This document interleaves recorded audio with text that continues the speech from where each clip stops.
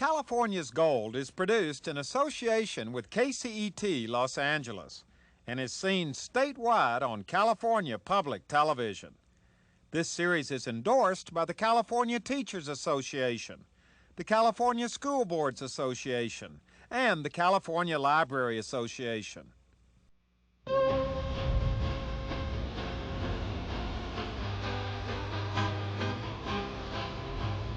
It's one of the most beautiful spots on our state's central coast. Located just about midway between LA and San Francisco, Pismo Beach has it all, with its wide sandy beaches, pleasant weather, and nice people. It's a classic California beach town with a rich and colorful history. And part of that rich history goes way back and involves these.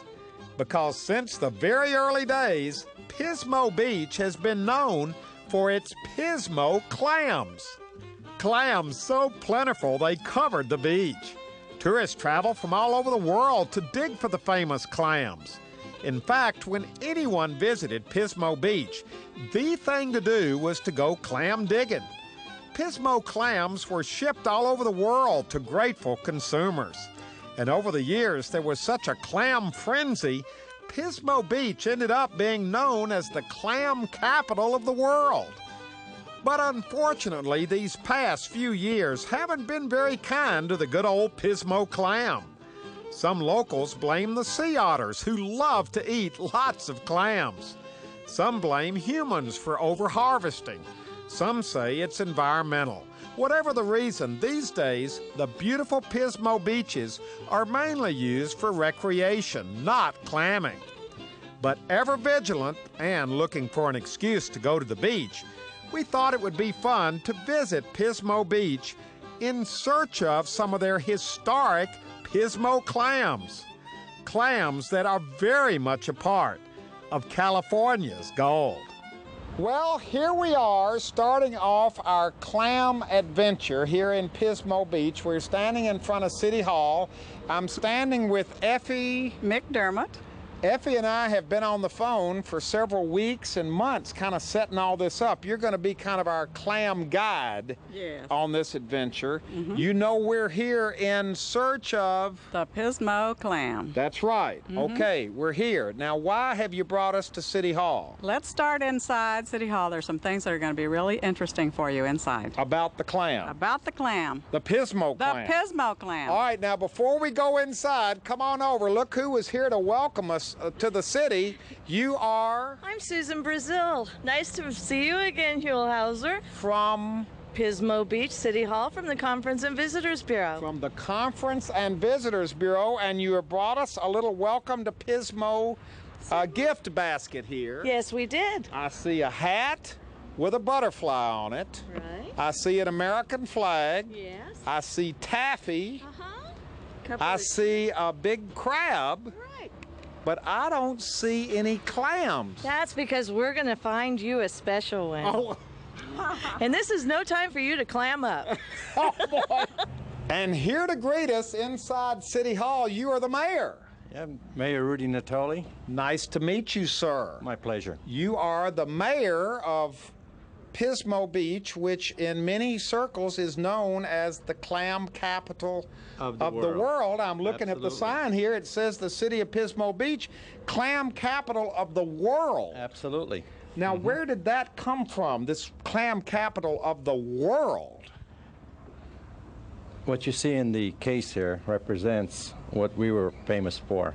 And at one point in time, we were probably, we had an abundance of clams, legal-sized clams. And thanks to the otters and some other incidents that occurred, our population had decreased.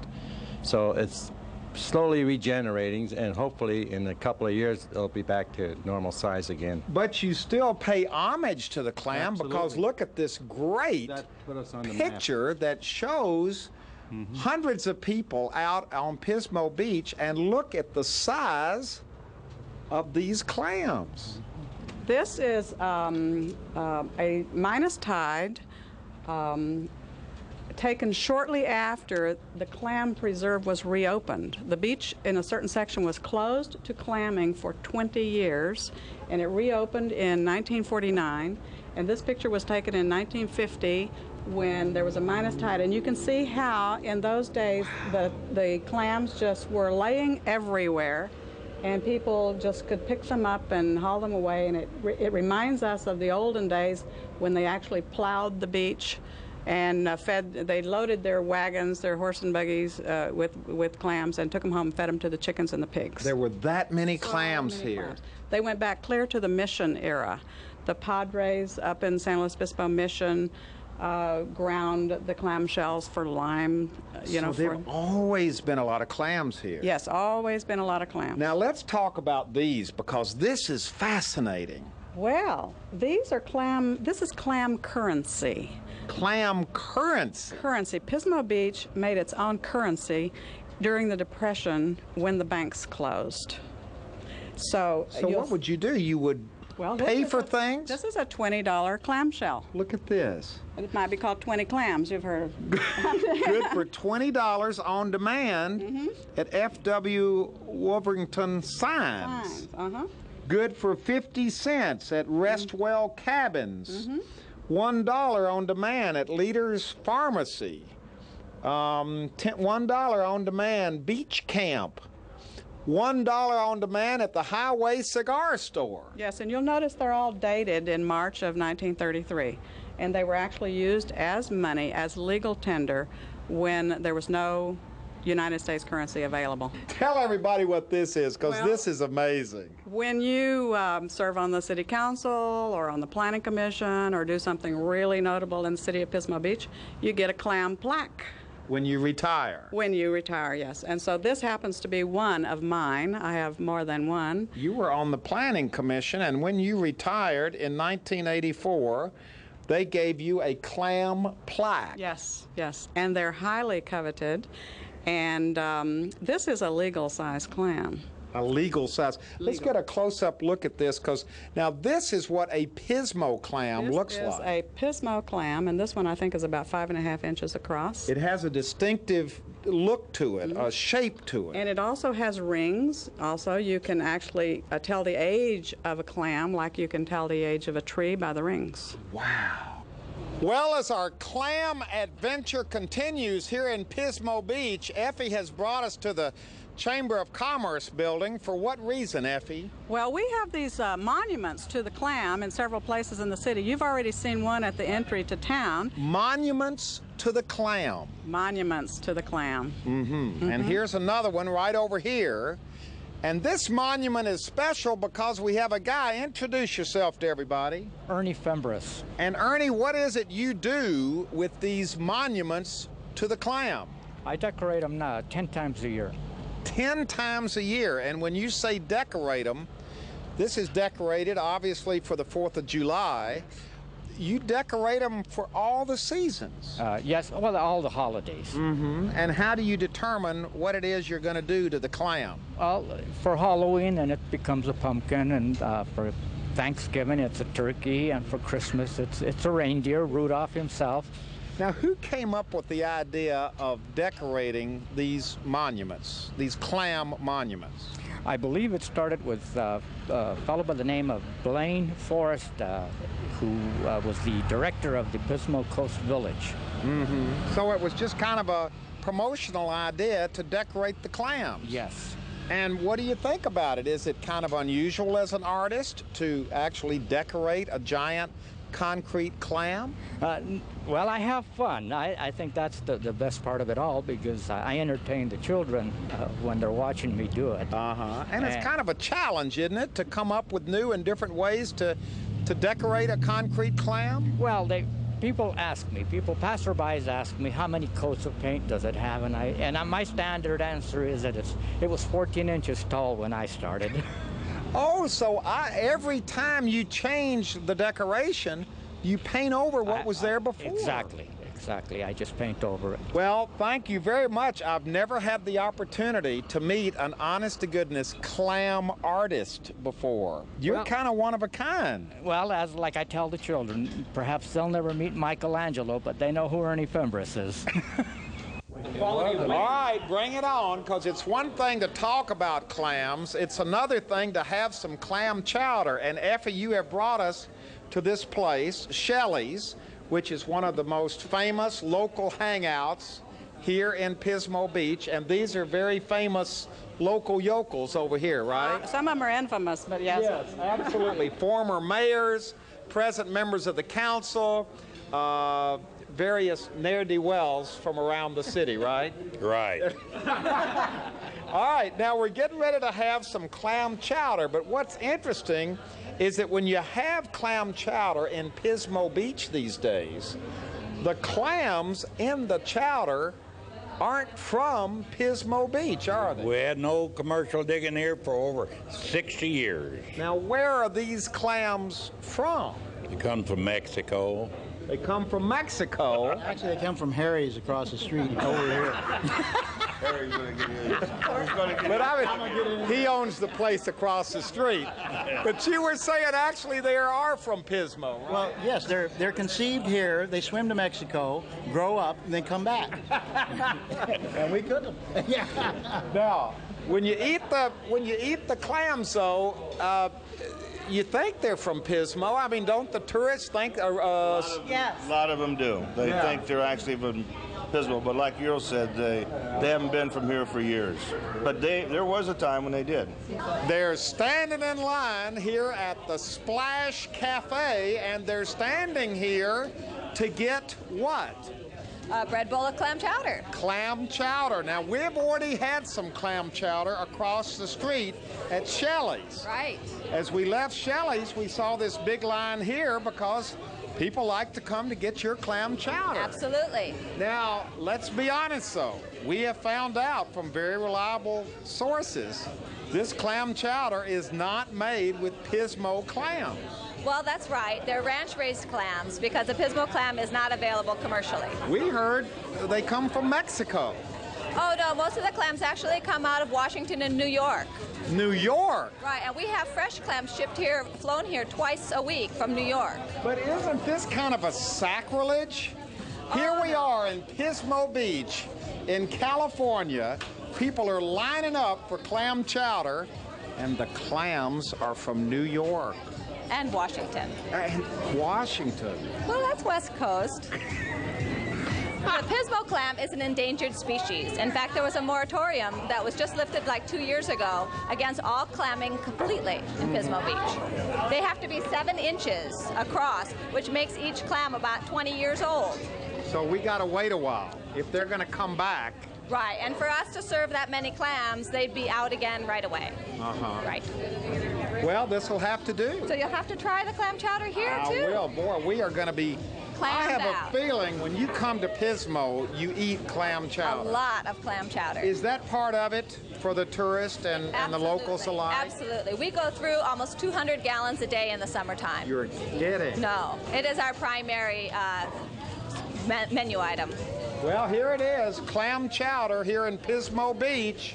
You bet. And the clams are from New York and Washington. Okay, as our clam adventure continues, Effie has brought us down here to the beach, and another one of these beautiful kind of off and on foggy days. That's part of the Central Coast. Well, it is. In fact, a lot of people come here to get out of the heat just to fog bathe. Well, they're going to be happy today because they got plenty of fog to bathe in down here. It comes and goes. That's part of the Central Coast in the summertime. You have brought us down here to meet somebody. Who is this lady right here? This is Virginia Miosi. She's a longtime resident and has many, many good clamming stories to tell. That's what we're here for. Nice to meet you. Nice to meet you. Tell us some good Pismo clam stories. Well, I can remember things, and then I've been told stories.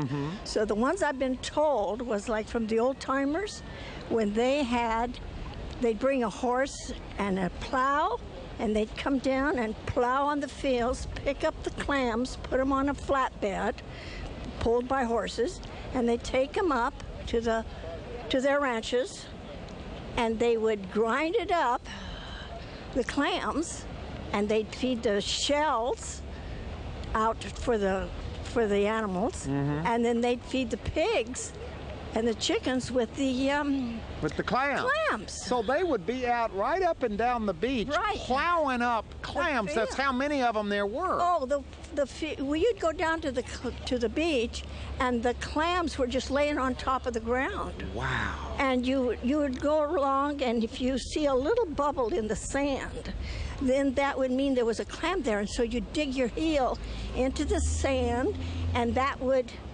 come up a clam. Now, did you ever cook with clams? Oh, yes. What would you cook with clams? Well, you made clams on the half shell, where you baked them, and then you made chowders, either the Manhattan or the Boston. My family preferred the Manhattan with the red sauce. Most people around here like the Boston with the milk. And every family probably had its own clam chowder recipe. Recipes, exactly. Now, what else was it you wanted her to tell us about, Effie? Well, about how you used to come over and take all the clams back to the valley. Right. We used to come over because it was hot in the San Joaquin Valley. So we'd come over, and Dad always had a beach house here. So we'd come and we'd play on the beach, and then we would stay a while because it got hot over there. Then when we went home, we would dig up a whole bunch of clams, put them in gunny sacks, and then we'd put them over our shoulder, and they'd try to go up the steps. It was hysterical to watch them. As a little kid, I saw them do this. It was so funny. And then they'd take them home. They'd get a bunch of ice from the packing house, and then they'd take them home, and everybody was waiting for us to get back. In the San Joaquin Valley with your fresh clams. And they would make chowders, and they'd fry them, and they loved them. It was great fun. Well, this ought to bring back a lot of memories. It's a nice, cool day here at the beach. Exactly. And we used to, I remember my grandmother, she used to take, in the morning, she'd wake us up, and we'd walk right onto the sand, because our cottage was right on the sand. And we'd go out there and get some clams. We'd come back, and that's what we'd have for breakfast. Clams for breakfast? Rice with scrambled eggs and beans, or our potatoes are delicious. It was fun. You know what? You've got the memories of the clams. Yes, and there were so many. The newcomers here don't even know what you're talking about. I have no idea. And when the game wardens weren't watching, we would take the little tiny clams, go out there, and we'd hit one against the other, and then we'd eat them raw. And my dad loved his little Portuguese wine, so he had a jug of wine. He'd go to the bakery, get a hot loaf of bread, put it under his arm, and we'd go out and clam, and he'd hit the clams together, and we'd get a hunk of bread, and eat raw clams. It was delicious. Well, it just gets better and better, because Effie and I have now left the pier, and we've come down to the beach itself. Yes. We're in the sand, and you've brought us down here for the real payoff. So far in our journey, our first live clams here in Pismo Beach. Look at this, right here by the pier. Introduce yourself to everybody.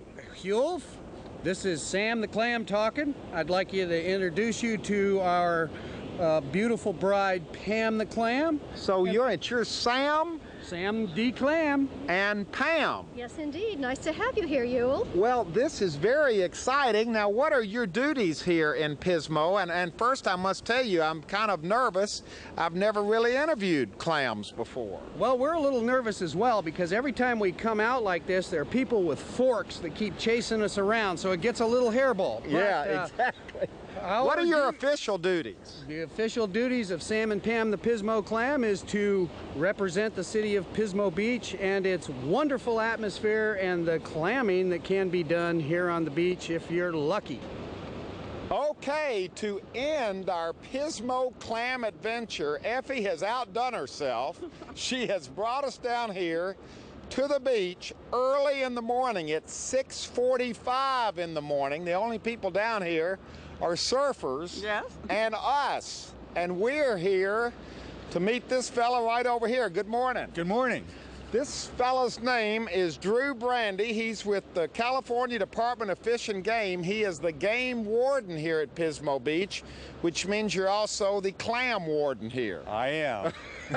All right, now we're here this time of morning because it's minus tide, which is the lowest tide you can get. And this is when people would have clammed, right? Yes, it is. Why? This, with the minus tides, more of the beach is exposed and giving them more area to find the clams, because the clams are in different ranges along the beach, and they can go from the shoreline right here all the way out to 80 feet. Okay, we found us a little clamming place here. We've got some clamming. What do you call these things? Well, these are your clam forks. Is what they are is a 6-prong Idaho potato forks that either been converted over by the folks that clam. They would put their clam gauge normally on the side. A clam gauge. Let's Correct. take a look at this, because what do you mean a clam gauge? Well, the gauge has to be 4.5 inches, because the legal size for a clam is 4.5 inches. So they would pull must out the touch. clam, and it would have to fit in here, or they'd have to throw it back, put it back in. They would have to touch, and they not throw it back, but actually rebury it. Let's take a look at this really old one over here, because this one's one of my favorites. This particular kind is what they did is look at this. Went ahead and welded on a cage to it, because sometimes the guys would be out in the surf, or the ladies, 2 to 3 feet of water, and so when they dug down and came up, all that water would be splashing them. Be careful. Right, so if they splash them, they could come up like that, and the clam then would slide down in there. Right back in here, they could take it.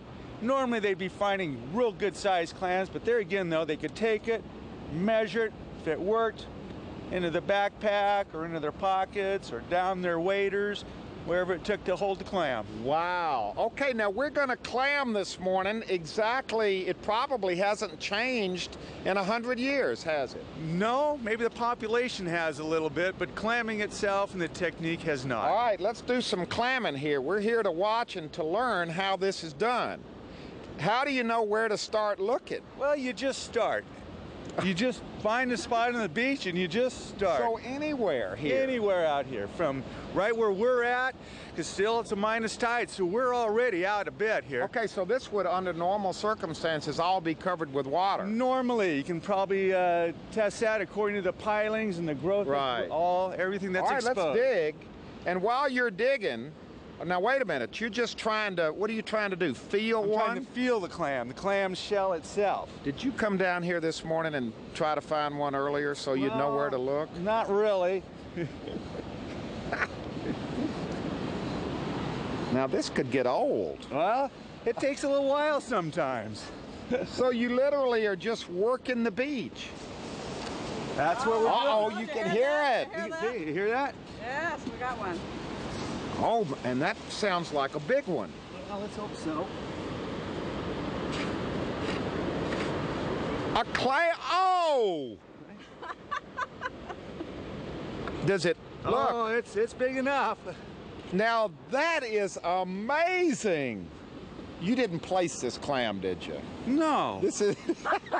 No, I mean, because I'd heard there weren't many of these big ones left. You just got to look in the right places. Wow.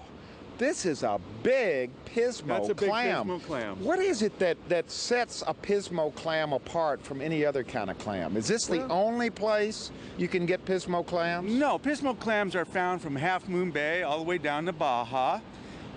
What makes them special and big, they grow this size. It's a real heavy shell. Yeah, it's a heavy clam here. They can weigh up, the largest one was actually one of the second largest one found in Pismo. 7 1/4 inch, 3 pounds, 13 ounces. Oh my gosh. And what do they taste like? Oh, very sweet clam. Sweet meat, tender, taste delicious. So Pismo clams are sweet clams. They are. Now, can we open this up and look at it? We can. Because I know some restaurants over there that would love to have this thing. Well, they're importing their clams from New York and Washington and Mexico. Is what you could do, Huell, if you were to find a couple clams, you yourself could take them to a restaurant, be there while they prepare them, and enjoy them there. Let's open this up. Alrighty. And while you're doing that, I had heard that you could also... Wait a minute, there's another one. There might be. I had heard that you could find them with your feet. You can. How does that work? Look at this, we're finding clams.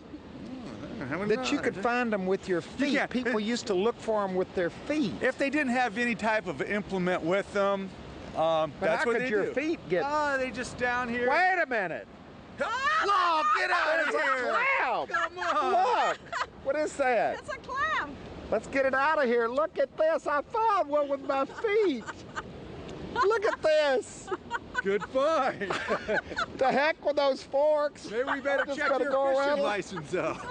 We don't have a license. We don't, do we? Well, I'm supposed to have a license, aren't I? that was just an incidental find then, wasn't it? Look at this. Well, see, I'd heard nice that one. there weren't any big clams left There here. are a few big clams here, very few though. Most of our clams right now are in the 2 to 3 inch range. This is exciting. Oh, look, we've got 3 clams. Get that one, Effie. This is great. This is wonderful. That is a nice clam. Well, we couldn't end on a better note than this. We said at the beginning of our adventure that we're here at Pismo Beach in search of the world-famous Pismo clam, and we found 3 of them. And I found mine with my feet. It can happen. This has been a wonderful, thank you so much for taking us around. Thank you for taking us clamming. You're welcome. And here it is, the Pismo clam here at Pismo Beach, the clam capital of the world. This little clam, these big clams, Yes. fine examples of California's gold. Goodbye, everybody. We're going to keep clamming. You can dig. I'll work with my feet. Here, try right here. Try right here.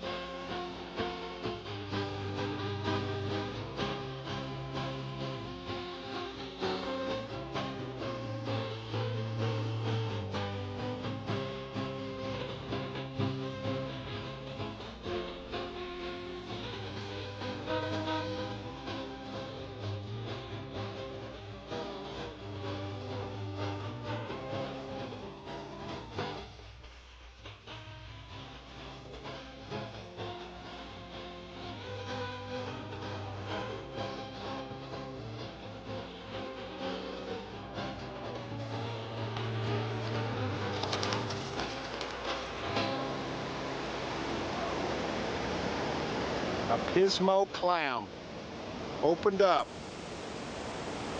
ready for the chowder bowl. Well, hello everybody, I'm Huell Hauser, and if you enjoyed this adventure and would like to see it again or share it with family or friends, it's available on DVD. All you have to do is call 1-800-266-5727 and we'll be glad to send it to you right away.